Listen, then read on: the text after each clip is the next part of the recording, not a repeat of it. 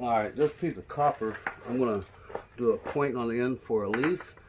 Start at a low angle, presenting a corner to my anvil and a corner to my hammer. Half hammer face blows on the end of the material. Then I'm going to up the angle.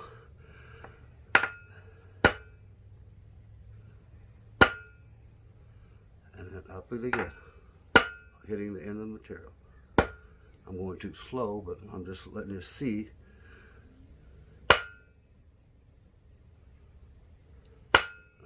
It's too simple. I'm going to do a two-side taper, 90 degrees to itself on the far side of the anvil. Half hammer face blow with the round surface of your hammer. You don't want to go past a quarter of its dimension.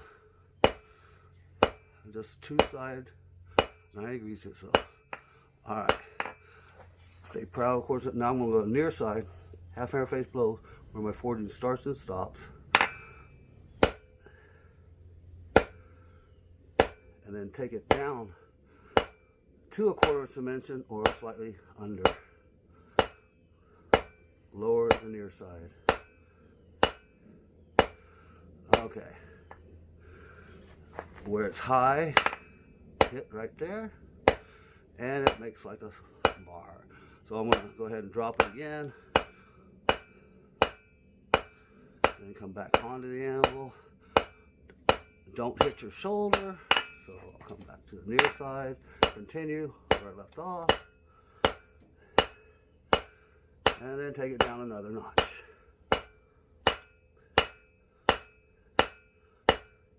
As long as it's bowing, I don't know if you see that or not, but the sides bow as I hit one side, it stays forgeable. It actually heats it up and remains active for forging. So I'm going real slow here, but you see it. I mean,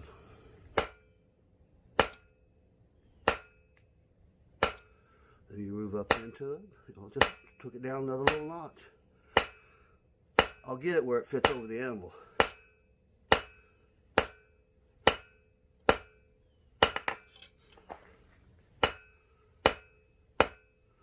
I'll heat it back up. I'm just showing it, without doing much straightening.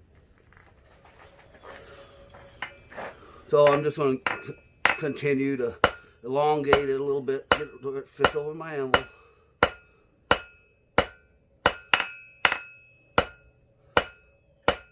You do this systematically.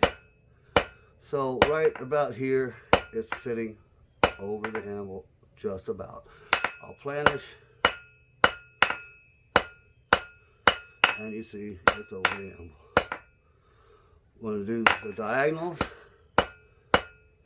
You can always do these two, if it doesn't, whether it fits over your anvil or not, the ones that are on the diamond to your piece. But here, you can't, because you'd have a gap if it didn't fit over your anvil. So that's why I made it fit over my anvil. Just sneak up to the edges.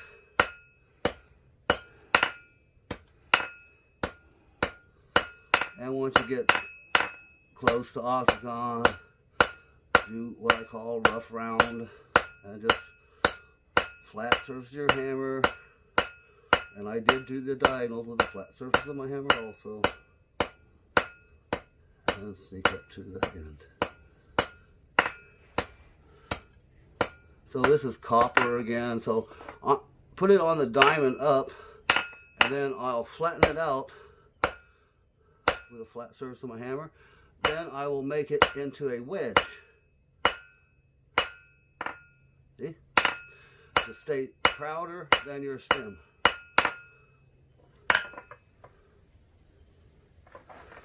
I'm going to fuller it using a fuller.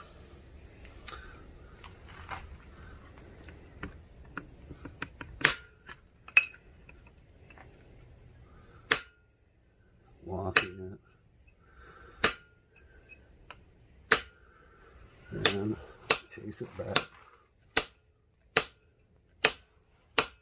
Mark the other two. You want to develop this, not just do it all at once. Go too far too fast, you'll crowd yourself.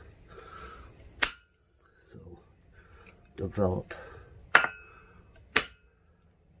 Changing the angle and change it again. So like parallel.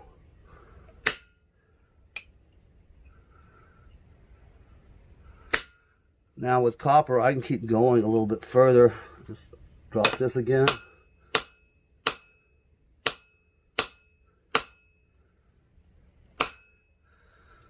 Where it crossed over. Lower it again.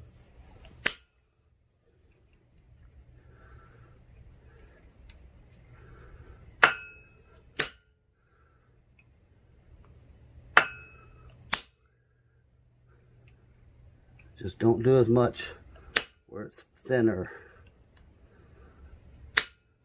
I'll go ahead and heat it up again. I mean, I could with copper just go ahead and do it. Silver, aluminum, things like that. But I'll heat it back up. And right here is where I'll go first as far as dropping the middle line again. Just to take care of that crossover. Again, I'm going to make a longer taper. That's the previous, from the previous piece, that end here.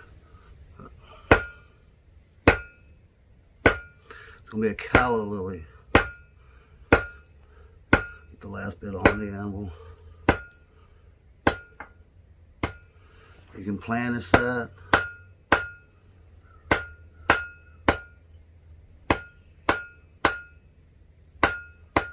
Then I'm going to go over to the horn. I'll leave some body, and I'm just going to start to neck it down, leaving an lead in and lead out taper. So don't go too small here.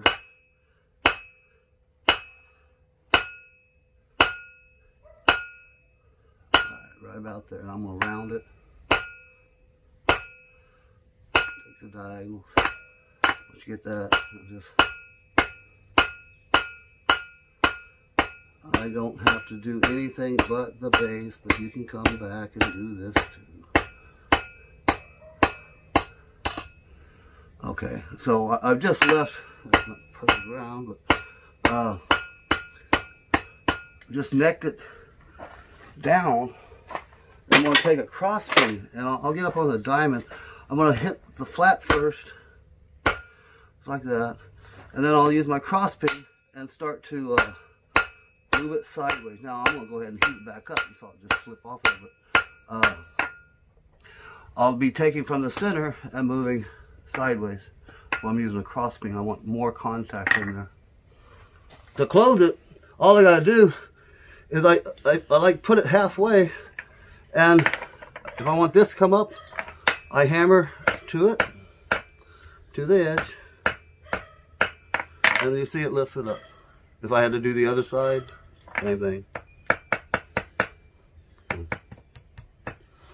And I'll just make it tight. Pull it in the frame now. That's a bangle. A bangle is when they slip on and off. They come round or oval. Most people that I've dealt with, they've wanted them round. So, but I've had an oval one before too, a mandrel. Just a piece of pipe. What size is that? 2 1/4, I think. Outside diameter, and that's like there's only 2 sizes, main sizes that they make them in, and that's the most common size. And you can learn a lot doing this, and earn while you learn. I learned more doing this little stuff than anything else, and the copper and silver is a lot easier, and probably a little bit more marketable. Just not copper rings. They don't like their fingers turning green. But people do use copper for arthritis, for bracelets and things, so that's fine. But I've made Damascus, you know, titanium, wrought iron, steel, gold, silver, copper. That's about it. But you can put this in sodium bisulfate also if you want to get all the scale off, and it, you know, dissolves it. But don't put it in the solution that you put copper in. It will electroplate it. So make a different solution up. It takes longer. If it's hot, it'll work faster, just like acid. It bubbles.